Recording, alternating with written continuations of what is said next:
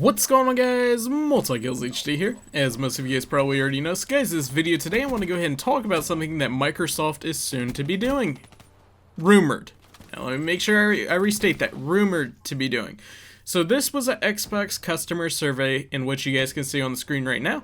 If the console digital game store for the console you owned offered customers the option to sell back their digital games to the store for purchase price and store credit, would you be interested in doing such an offer? Now, I kind of skipped over one little part in this video, as you guys can see on the screen right now, and the options were yes for many of my game titles, yes, but only for a few digital titles, no, or don't know, not sure. So, the concept of selling your games back that you no longer play to the store for in-game credit sounds like a good idea. I think that's what they're trying to come across. You know, Call of Duty Ghost was probably the worst Xbox One game I've ever played. Just saying that right now. I would sell that game back for little as $1. However, Black Ops 3, if you look at it, you paid $65 for the game, and you could get, you know, half your money back or a little bit less than half. Yeah, that might be a good deal because, I mean, that's what you would get at GameStop, you know, probably about a third of the price back. $20 would sound fair for Black Ops 3, used at least. So that's what I was kind of thinking. So then I looked up at the article thing again, and I looked at what the survey actually said. Sell back their games, their digital games, not that hard copy games that they can go and sell at GameStop. So the digital games for only 10% of the purchase price in store credit.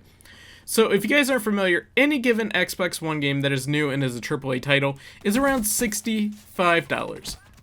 Give or take, with tax included, around $65 US. That is borderline good price, borderline bad price, as is for buying a game. The problem, at only 10%, you would be getting a $65 game that you purchased, maybe even a month ago. You would only be getting $6.50 back. Now, some people would go ahead and do this on certain games like Call of Duty Ghost.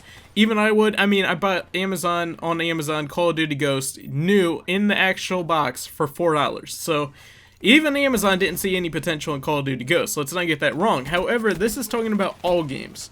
So, if you buy a $20 game, you're only getting $2 back. Rocket League, for example, $19.99 with tax, $20. You're only getting $2 for a game that you paid $20 with. And this kind of concerns me because if you look at what GameStop will give you for the hard copy of games, it's much higher than digital. Now, the digital games, you're buying for the same price. The only difference is it's on your console. So maybe if this somehow does come to light, I really hope that somebody who spent the same equivalent money for 10 Subway sandwiches, footlongs, doesn't only get one footlong back after a month of playing a game. That just seems incredibly low. But like I said, who knows? Maybe some people are crazy enough to take 10% of their price on the game that they no longer play to get their game sold back to Microsoft themselves. So let me hear your guys' feedback in the comment section below. Would you be willing to sell any of your digital games on Xbox One for 10% of what you paid, no matter what the date is? I mean, you finish a game in 24 hours, and 24 hours later, you try to sell the game, you're only going to get $6 out of the $65 that you paid for the game new. But anyways, guys, leave your comments in the comment section below. But until next time, hope you guys enjoyed the video. Remember to hit that like, comment, and subscribe. I'm MultiKillsHD, and I'm out. Peace.